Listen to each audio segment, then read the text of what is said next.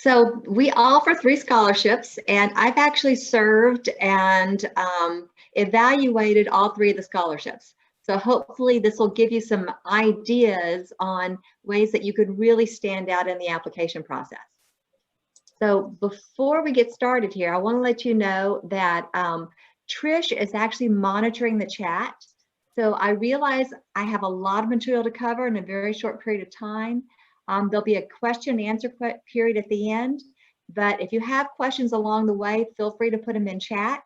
And if I don't get to them because of the short amount of time, we will make sure that every single question is answered and it is in the log for this conference. So even if we don't answer it in this 25-minute session, we will answer it and everybody will have the answer to it.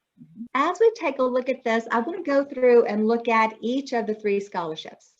So the first one I want to take a look at is the Joanne Trow. And this is a scholarship that's specifically open to a certain group of people. So if you were inducted into Alpha Lambda Delta this year, between January 1st and December 31st of 2020, you're going to be eligible for the Joanne Trow undergraduate scholarship next year. We award 50 scholarships. The scholarships are anywhere from $1,000 to $6,000. The applications are due to the national office on April the 1st. I'll talk a little bit more about that in a little bit. And students are notified in July of that same year. And the reason I want to talk a little bit more later is that the number of applications really depends on the size of your university.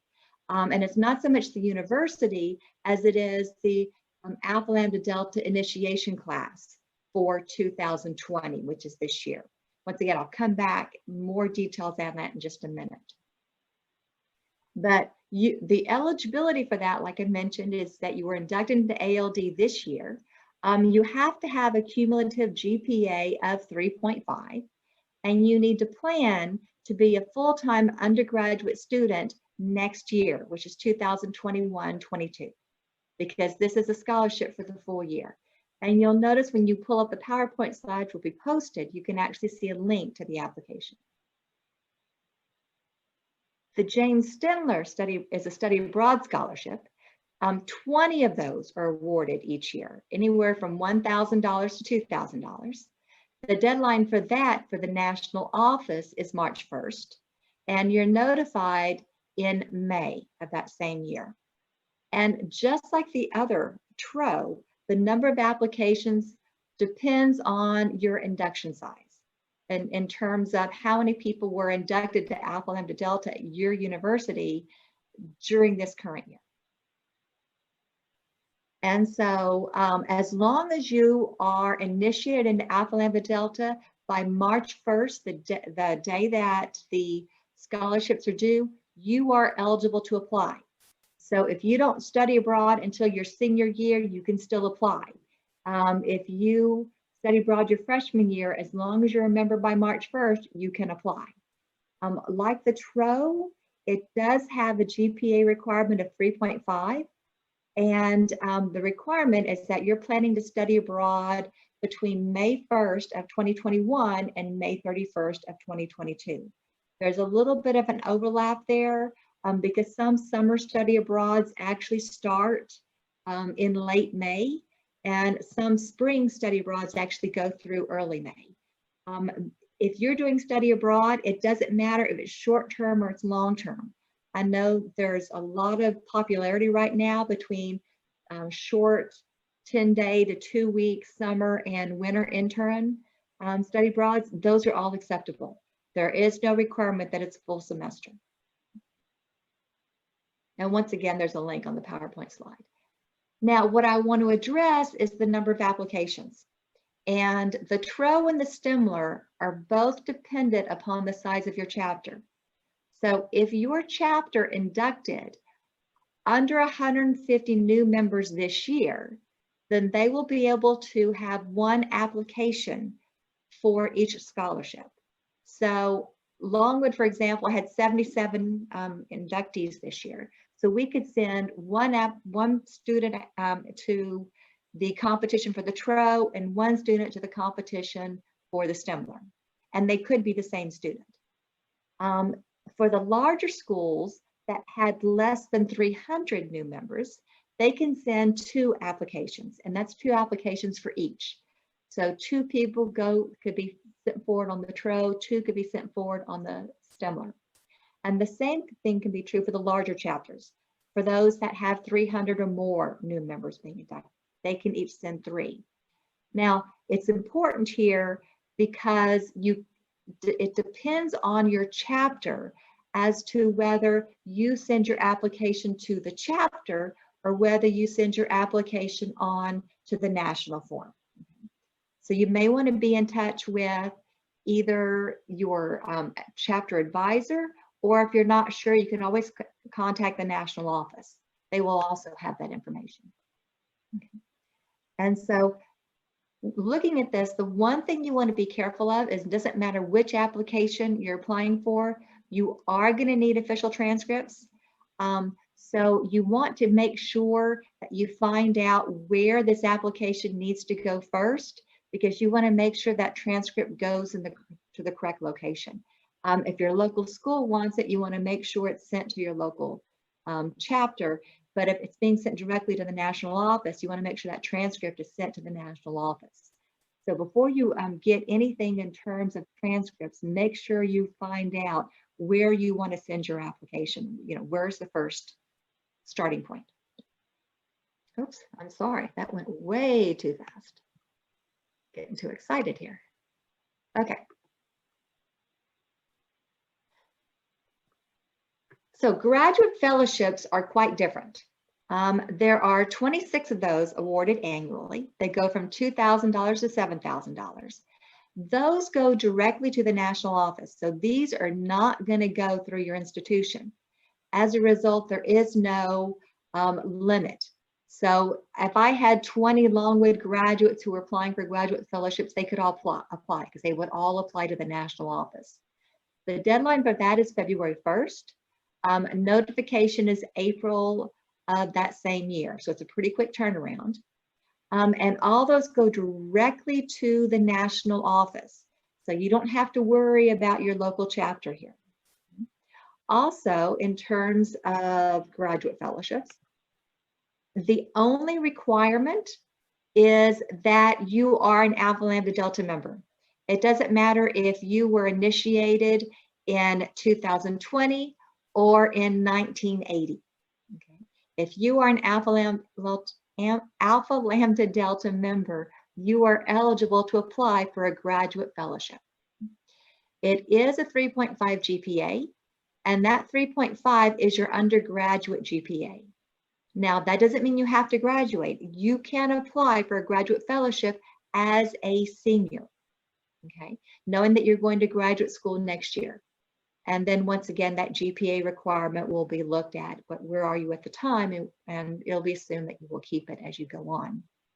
The requirement here is that you have to plan to attend graduate school full time the following year, which would be 21-22, and you should be working towards a graduate degree. Now, this graduate degree could be part of a 5-year degree. Those are quite popular now. So if you are in your 4th year of a 5-year degree, you're an undergraduate, but you can apply for this graduate fellowship for your 5th year. That is very reasonable. Now, the application, as you're looking at it, is going to require official transcripts. And it doesn't matter whether it is a community college or it is credits you got from dual enrollment from a community college when you were in high school. You need all of those transcripts. So you want to make sure you give yourself plenty of time to order those and have them sent to the location they're supposed to be going to. One of the biggest things we see is that students don't do enough explanations. So don't just say, I was a member of Pi Mu Epsilon, okay? Because no one besides me may know that Pi Mu Epsilon is the Mathematic Honor Society. Okay? So you need to explain what these organizations are as well as what you did in them. make sure to follow the directions and pay very close attention to the point value. You want to go through it. Sometimes they're going to ask you for essays. Sometimes they're going to ask you for short lists. And so you want to make sure if they ask you for an essay, it's a proper essay, and that if it's a list, it really is a bulleted list as you go through this. You do have the option of doing a Word document template for every single one of these applications. So you want to take advantage of that Word document, because when you go there, it'll allow you to do things like spell check and grammar check. It'll also allow you to count words. So you can do all of that in Word and then copy and paste it into the actual application. And let me give you an example of one of these applications. This is going to be the new Stemmler one that's not out yet. But you'll notice they all look the same thing. Your general information up here. They ask information about institutions and so on. But when you come down here, when you get down to the questions and so on, you'll notice here it is, and it tells you how many points it is. And it's very specifically spelled out what they want. And basically, we're looking at experience. And it says down here, they want it in a list format. So this is not an essay question. They literally want bullets here, or a list, which is where Word is helpful. Same idea here. We're looking at a summarization. And once again, they warn you about acronyms and abbreviations. But once again, there's the 10-point list, 10 points for this one. And it goes on down here. You see the essays, they're clearly marked as essays. It tells you if there's a word limit down here, and it actually counts those for you. And then once again, another brief essay and a place to actually pull up your transcripts and then list who's going to send the letters of recommendations. So this might be the Stemmler, but every single one of these is exactly the same.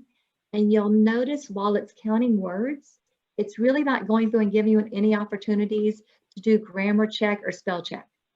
So you really want to go through and be very careful about doing this ahead of time with Word. You want every advantage you can get. And I'm a mathematics teacher, and if I'm noticing spelling errors and grammar errors, I guarantee you other people are noticing them as well. And you want to really put your best face forward as you're looking at this. So talking about short answer questions, the one thing to emphasize here is that this is based on merit and service. All the scholarships are based on merit and service. They are not based on need. So you want to make sure that you present yourself as the best candidate. So show multiple dimensions. You're used to talking about your awards and your accomplishments. Highlight those just like you've always been doing, but also highlight the things that are important to Alpha Lambda Delta. Highlight your community service. Highlight the leadership positions. Highlight your work experience. We understand that if you are working part-time, and some of you are working full-time, that you're not going to be able to be involved in organizations as those who are not working full-time. That's information that we need to know because it's just as important. And don't expect us to understand what the organizations are or the acronyms. Those are usually very specific to your university. And people are going to be reading these applications who are not familiar with your university. When you're looking at short answers and essays, remember that leadership is a lot more than just a title. You may have been a leader in an organization and not have been the president or the vice president. So talk about what you have done in that organization. Some of these larger organizations have so many things going on that you've got directors and people who aren't even directors who are actually leading specific activities. And we need to know about that. Be very specific about what you have done in Alpha Lambda Delta. These are Alpha Lambda Delta scholarships. So obviously we care about your involvement in Alpha Lambda Delta. And every single one of these applications has an essay about how Alpha Lambda Delta has impacted your life. So that's something you want to think very seriously about for any application that you apply for. Every single one of these applications is going to require 2 letters of recommendations. And one of those letters must be from a faculty member or an instructor of record. The other one can be your choice, but please don't make it a family member. Like it or not, there's bias built into that and the readers understand it. So that second recommendation, make sure it's someone who was outside of your family. But that being said, make sure both of your references know you well, so they can include personal stories about you. Just because you made an A in someone's class doesn't mean they know you well. So make sure you choose a faculty member or an instructor who really does know who you are. And help them write a good letter. Give them a resume of the material you've done. Give them information about Alpha Lambda Delta. Don't assume they know what Alpha Lambda Delta is. And give them information about the scholarship itself so that they have an idea that this is not a needs-based scholarship, this is a merit-based scholarship. Now, this is the way the points are broken up for all the scholarships. And notice as we go through that, ALD contributions are specifically spelled out for the TRO, and the STEMLR. Other activities are separated, but in the graduate, they're all lumped together. ALD contributions and activities are all put in there. Honors and recognitions are highlighted for TRO and for graduate, but they're really not important for STEMLR. They're not really included as far as the major points. Every particular scholarship has a goals essay. It's about your educational goals in TRO, it's about your study abroad goals in STEMLR, and it's about your professional goals in the graduate. The TRO and STEMLR also have an essay based on some kind of challenge or overcoming adversity. And then they all have an essay, like I mentioned before, on the impact of ALD. They all have transcripts and they all have recommendation letters. Keep close eye on these points because these points are different based on what the application or what the scholarship is actually looking for. All right, and I'm not going to go through this because we're running out of time, but the PowerPoint slides talk about what your responsibility is going to be once you receive it, letting them know what you're going to do. And what I want to end on here is the number of applications. If you look at this, how many are awarded versus how many apply, it's amazing. Even at the toughest one, it's a 4-to-1 ratio. For every 4 people that apply, 1 person is awarded a scholarship. All right, so 2 things to mention. What I just showed you in terms of the point system, oh wow, we had some improvement, yay. In terms of the point system is that's changing. The new applications are going to come up in November. So you now have an insider's guide because you have information that nobody else knows yet. One of the questions I see is about lists. Do I recommend bullet points? That's up to you. But what you don't want is you don't want paragraphs. You want it brief so that you actually have the organization and your role there. So sometimes it may be a sentence or so on, sometimes it may not be, but you do want it very, very brief. And the only reason I mention bullet points is that sort of makes you think very brief rather than paragraphs. That's great point.